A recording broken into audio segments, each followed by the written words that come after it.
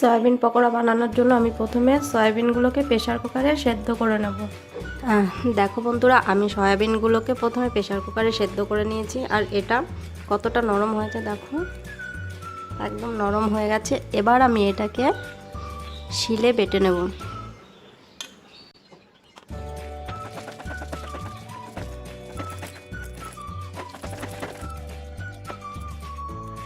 তো চলো বন্ধুরা, দেখে নিই আমাদের সয়াবিন পকোড়া বানাতে কি কি উপকরণ লাগছে। দেখো বন্ধুরা, সবার প্রথমে আমি একটা মিক্সিং বোল নিয়েছি। যে সব উপকরণগুলো লাগছে আমি একে একে দেখাচ্ছি। প্রথমে লাগছে সয়াবিন পেস্ট, মানে এখানে এটা বাটার সয়াবিন আছে, দেখতেই পাচ্ছ। লাগছে রুল ময়দা, লাগছে নুন, লাগছে আদা কুচি, রসুন কুচি, কাঁচা লঙ্কা কুচি, গরম মশলার গুঁড়ো, আদা পেস্ট,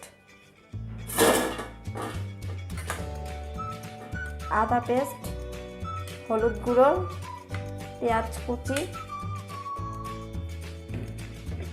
লাগছে আমচুর পাউডার, লাগছে ডিম।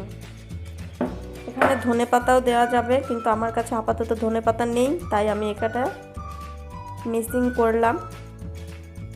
তোমরা যখন বাড়িতে বানাবে, তোমাদের কাছে যদি ধনে পাতা থাকে তাহলে তোমরা ধনে পাতা দেবে। এবার আমি সবার প্রথমে মিক্সিং বোলটাতে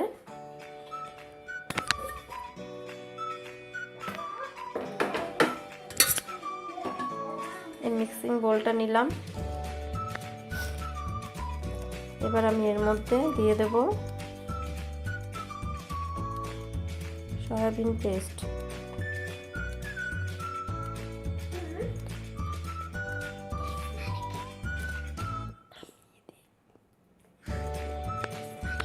তারপর আমি দেব রোল ময়দা।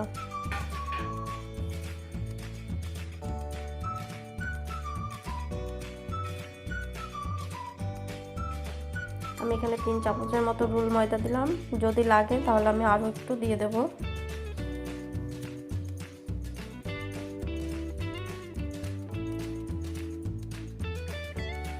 এবার আমি দেব পর্যাপ্ত পরিমাণে নুন। খুব বেশি দেব না, খুব কমও দেব না, যাতে এটা পরিমাণটা ঠিক থাকে সেই মতোই দেব।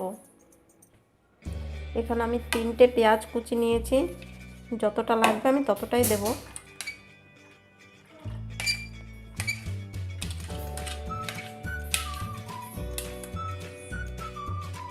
এবার আমি দেব আদা পেস্ট, হাফ চামচের মতো আদা পেস্ট দিলাম। এরপর আমি দেব গরম মশলার গুঁড়ো। এরপর আমি দেব কাঁচা লঙ্কার কুচি, সম্পূর্ণটা দিলাম না। এরপর আমি দেব রসুন কুচি,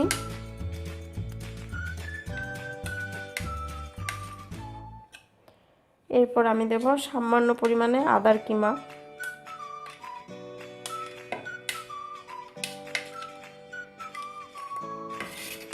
এরপর আমি দেব হলুদ গুঁড়ো।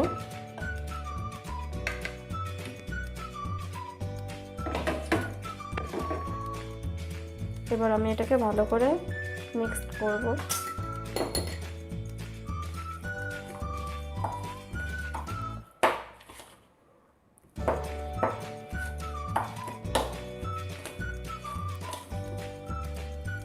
এটাকে আমি ভালো করে মিক্সড করে নেব।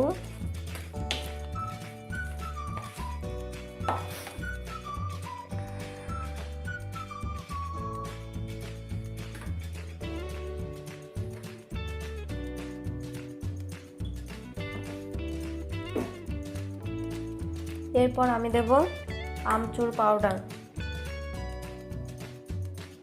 এখানে আমি 1 চামচের মতো আমচুর পাউডার দিয়ে দিলাম। এটাকে আবার ভালো করে মিক্সড করে নেব। এবার এর মধ্যে দিয়ে দেব আমি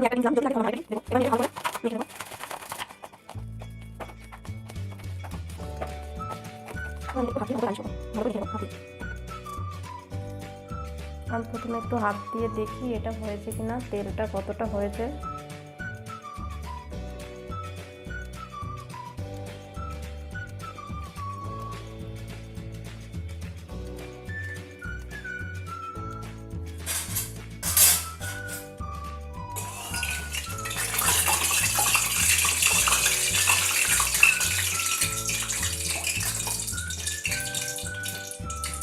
তেলটা হয়ে গেছে।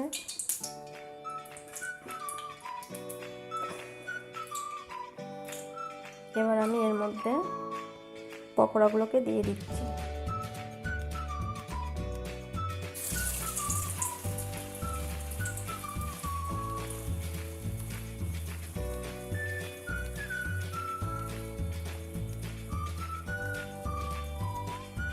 দেখো আমার এখানে ব্যাটারটা কিন্তু খুব পাতলা হয়নি, একটু শক্ত শক্ত হয়েছে। খুব শক্তও না, খুব পাতলাও না, যেটুকু পরিমাণ দরকার আমি সেইটুকু পরিমাণই করেছি। দেখো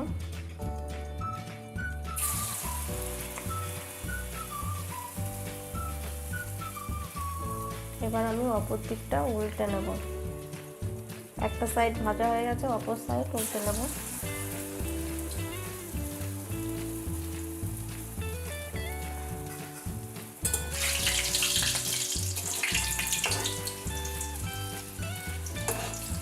ভাজা হয়ে গেছে, একটা সাইড দেখো লাল হয়ে গেছে, আমি অপরটা উল্টে নিলাম। এইভাবে আমি আস্তে আস্তে সব পকোড়াগুলোকে ভেজে নেব।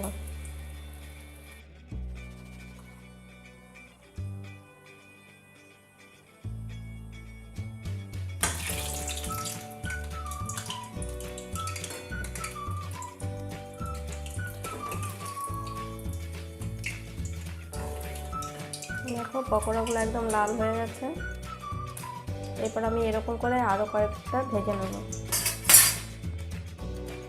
দেখো বন্ধুরা আমার এখানে ব্যাটারটা রেডি হয়ে গেছে। ব্যাটারটা পুরোপুরি রেডি হয়ে গেছে। আমি এটাকে এরকম গোল গোল করে পাকিয়ে নেব, এরকম গোল গোল করে নেব। আর দেখো ওইদিকে অন্য একটা কড়াইতে আমি তেল গরম করতে দিয়ে দিয়েছি।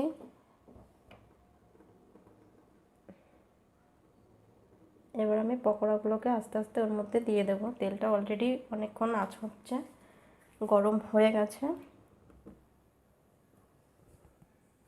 এবার আমি পকোড়াগুলোকে এর মধ্যে দিয়ে দেবো।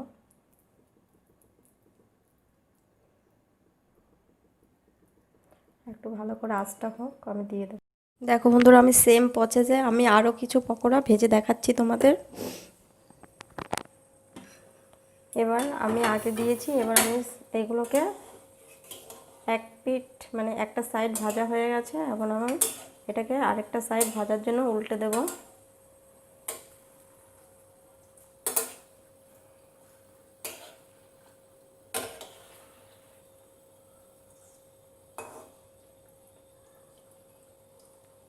খুব আস্তে আস্তে এটাকে উল্টে দিচ্ছি।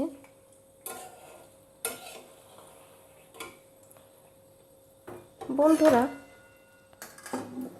এই উপকরণটা বানাতে সত্যি কি খুব একটা বাইরের জিনিসের প্রয়োজন একদমই নয়। আমাদের ঘরে থাকা উপকরণ দিয়েই কিন্তু আমরা পকোড়াটা বানাতে পারছি।